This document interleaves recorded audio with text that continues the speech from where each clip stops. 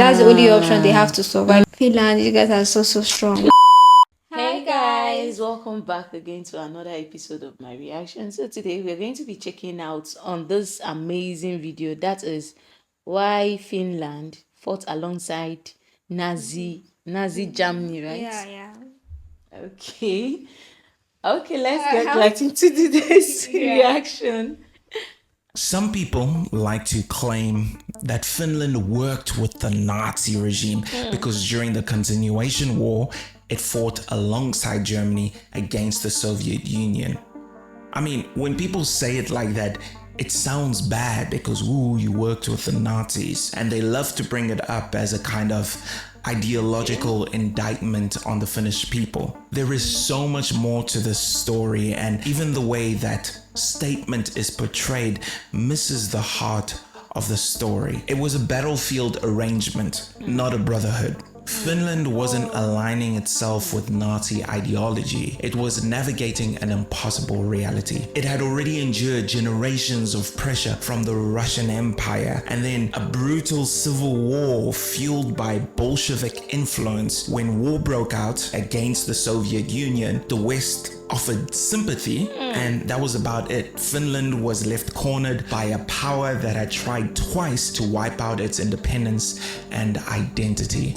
What looked like complicity was in reality a desperate bid to survive. In 1942, Henrik Himmler, one of the architects of the Holocaust, visited Finland.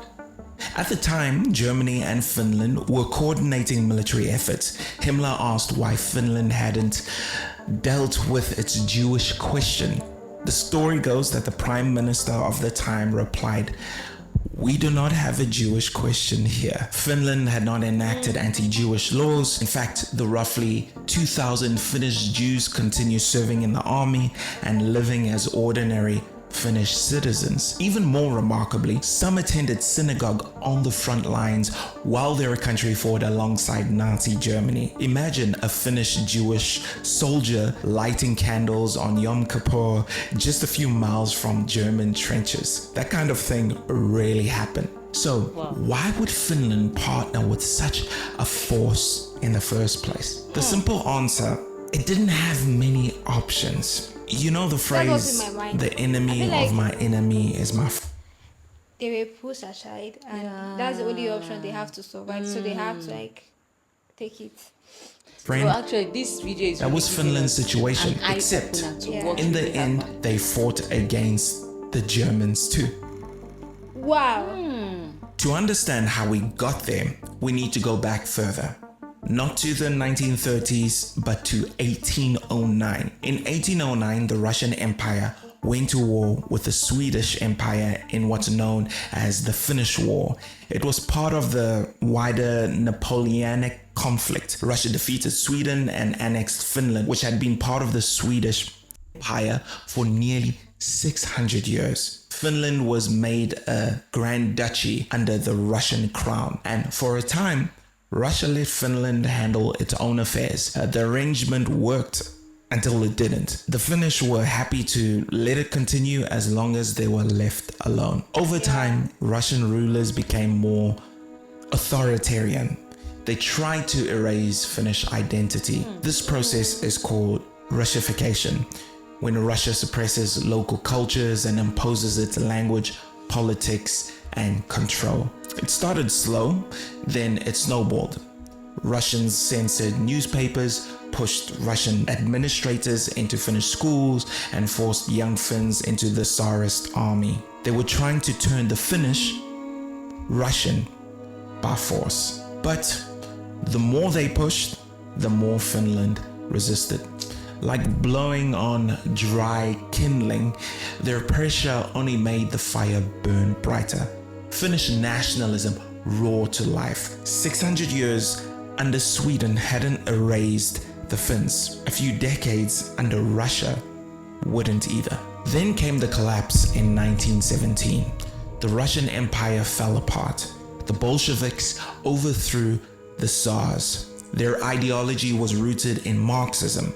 Churchill himself called it a disease. In Finland, it looked like chaos. The old empire gone, a radical new regime in its place. So Finland seized the moment and declared independence. But independence came with a price. Just months later, Finland fell into a civil war. The Reds were mostly working class and aligned with socialist ideals. They had the blessing of the Bolsheviks and received limited support from them. The Whites were conservative nationalists who wanted independence from Russia and saw the Reds as Moscow's agents. Germany supported the Whites, providing weapons and even some troops. This wasn't just about Finland. Much of the Western world, including Britain and France, saw the Bolshevik Revolution as a serious threat. Germany, despite its own collapsing empire, wanted to halt the spread of Bolshevism in Northern Europe. The war was brutal. 36,000 people died. Many were executed. Others starved in prison camps. Families were torn apart. Towns divided, and those wounds lingered.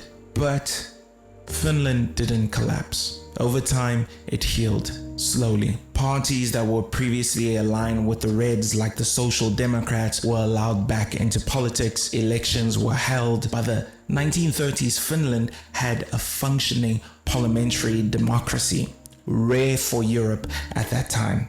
Multiple parties, civil liberties, an active press. While fascism rose elsewhere, Finland held firm. But one thing hadn't changed: the fear of the East. The Soviet Union had grown out of the Bolshevik Revolution. Finland remembered that ideology all too well. They hadn't forgotten Moscow's role in the Civil War. They knew Stalin was watching.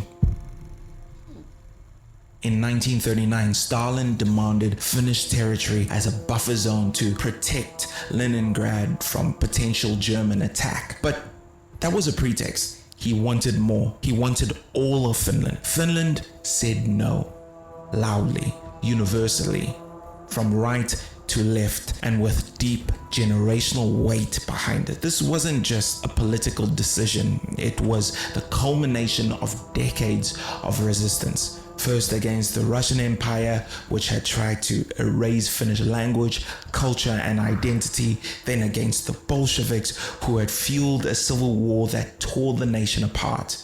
This no came from a country that had been pushed to the edge and refused to disappear. It was historical, cultural, emotional, and profoundly personal. So the Soviets invaded. Finland resisted, and the world watched and did nothing. The Allies praised Finnish courage, called them brave, but no one sent help. Germany had a pact with the Soviets at the time, so they stayed out of it too. Finland fought alone, with limited weapons, running low on supplies. Still, they inflicted massive casualties on the Red Army. I'm sure you've heard of the Winter War, and I've spoken about it before. But in the end, they were exhausted, so they made peace. Finland gave up 11% of its territory, including its second largest city and much of its industry. Hundreds of thousands were displaced. The cost was enormous, but they had survived. When Germany betrayed the Soviet Union in 1941, Finland saw an opening. It wasn't about ideology, it was about survival. Finland felt isolated, betrayed, humiliated. The West had shown sympathy, but no spine. Stalin had taken their land and nearly crushed them. So when Germany invaded the USSR, Finland joined in. But let's be clear, Finland wasn't a Nazi ally. It was a co-belligerent. It fought its own war for its own reasons. It didn't pass any anti-Jewish laws. It stayed democratic. It refused to participate in the Holocaust, and eventually it turned on Germany too. By 1944, the tide had turned. The Soviets were advancing, so Finland signed a peace treaty with Moscow. And as part of the deal, it had to expel German troops from the north. That led to the Lapland War. The Germans burned much of the north as they retreated, including the city of Rovaniemi. But by 1945, they were gone, and Finland battered and scarred, was thankfully still standing. Fighting alongside Germany raised moral questions that Finland had to wrestle with for decades. But here's the truth: Finland didn't choose Nazism. It chose independence, it chose survival. For a time, it picked the wolf to fight the bear, but in the end, it walked away from them both. Thank you for watching.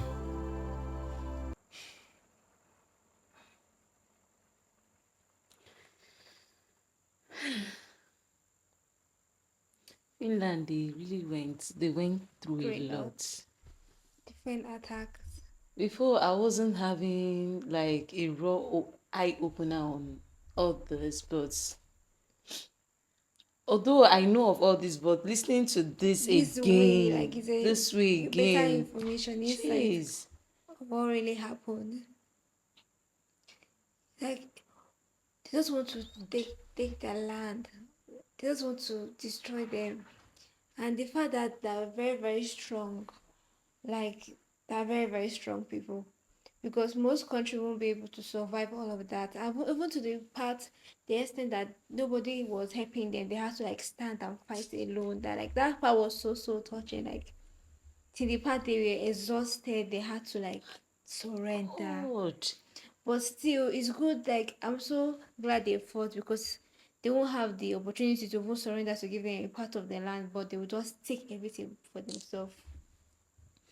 Finland, you guys are so strong. You guys are so strong. Yeah. Guys, please tell us what you think about this video In the comment section. on the comment section. And Bye for now. yeah, bye.